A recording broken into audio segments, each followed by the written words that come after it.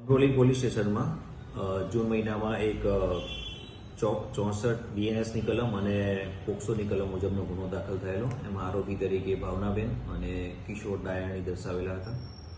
ભોગ બનનાર છે એની ઉંમર 16 વર્ષની છે અને એની જે ફરિયાદ છે એના આધારે એમાં એવું વિગત જણાવેલી છે કે ભાવનાબેન છે એને સાથે લઈ ગયેલા હતા અને ત્યાં કિશોર ડાયાણી સાથે ફાર્મ હાઉસ પર મુલાકાત કરાવેલી અને ત્યાં આગળ કિશોર ડાયાણી છે એણે ભોગ બનનાર છે એની સાથે એની મરજી વિરુદ્ધ શરીર સંબંધ બાંધેલો, જે બાબતની એને ફરિયાદ આપેલી છે. એના આધારે ગુનો દાખલ થયો છે.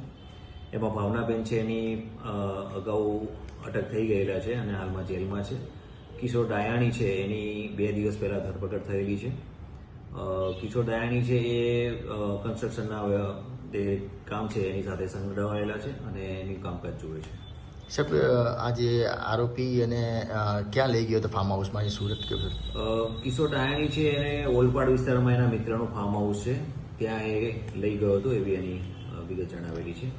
એ આધારે તપાસ ચાલુ છે. દીકરી એકલી ગઈ હતી કે કોઈની સાથે ગઈ હતી?